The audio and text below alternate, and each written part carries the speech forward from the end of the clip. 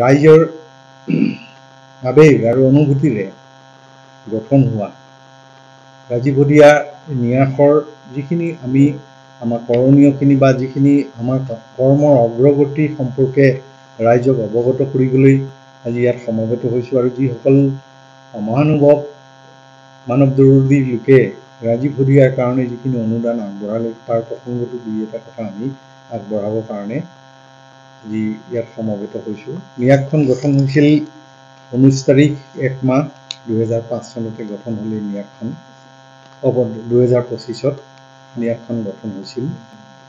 আৰু এতিয়া ন্যাসৰ জৰিয়তে প্ৰথমতে আমি অৱগত কৰিব খুজিছোঁ সৰ্বমুঠ কিমান টকা আমাৰ হাতত ইতিমধ্যে জমা হ'ল। এই কথাটো ৰাইজক আমি স্পষ্টভাৱে জনাই দিব খুজিছোঁ। প্ৰথমে টোটেল জমা হ'ল আমাৰ 3,18,580 টকা। 3,18,580 টকা। ইয়াৰে ভিতৰতে সকামৰ দিনাখন ন্যাসৰ নামত কিছু লোকে একাউণ্টত পোনপটীয়াকৈ জমা নকৰি কেছ পইচা নগদ ধন তাতে জমা দিছিল। নগদ ধনৰ জমা আছে 34,080 টকা। 34,080 টকা। এই 34,080 টকাটো এই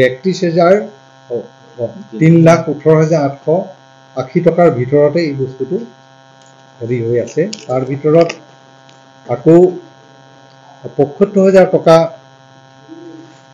কাকপথাৰত 75,000 টকা আমাৰ যিখিনি হেৰি বিক্ৰী হৈছিল, মেগাজিন বিক্ৰী হৈছিল, মেগাজিন বিক্ৰী হোৱাৰ পইচাখিনিও আমাৰ এইটো একাউণ্টত সদ্যহতে জমা হোৱা নাই। বিশেষ এটা কাৰণত আমি সেইটো ৰাজহুৱা কৰিম পিছত। তাৰপিছত আকৌ আমাৰ হাতত কাকপথাৰৰ যুৱ সমাজে ৰাইজে একত্ৰিত হৈ তেওঁলোকৰ অনুদান হিচাপে 75,000 টকা এটা নগদ ন্যাসৰ নামত তেওঁলোকে একাউণ্টত জমা দিছে। তাৰপিছত আহিলে কানৈ কলেজৰ তৰফৰ পৰা, ডিব্ৰুগড় কানৈ মহাবিদ্যালয়ৰ তৰফৰ পৰা 50,000 টকা এটা তেখেতলোকে ৰাজীৱদীয়াৰ যিখিনি গীত, সেই গীতখিনিক কিতাপ আকাৰত, গীতৰ সংকলন আকাৰত প্ৰকাশ কৰিবৰ কাৰণে তেখেতলোকে 50,000 টকা এটা আমালৈ আগবঢ়াইছে।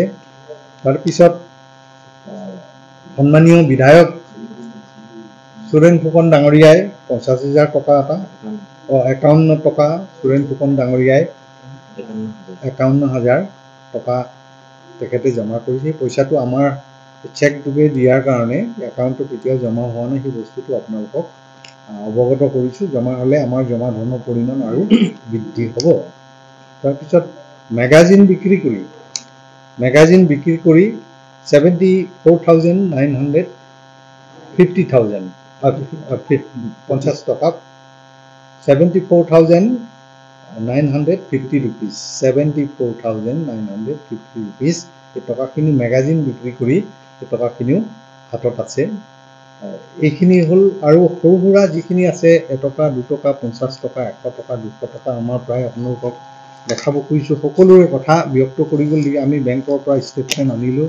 প্ৰায় 300ৰো অধিক পেজ হৈ গ'ল। সকলোৰে নাম প্ৰকাশ কৰাত অকণমান অসুবিধা হোৱাৰ কাৰণে আমি ক্ষমা বিচাৰিছোঁ। ইচ্ছা থাকিলেও মানে ইমান এটা দীঘলীয়া সময় কাৰণে অসুবিধা হ'ব। প্ৰায় 300 পেজ বেংকৰ পৰা ষ্টেটমেণ্ট আনিলোঁ। আৰু এইখিনি হ'ল আমাৰ সদ্যহতে ন্যাসৰ নামত জমা হোৱা ধনৰ খতিয়ান।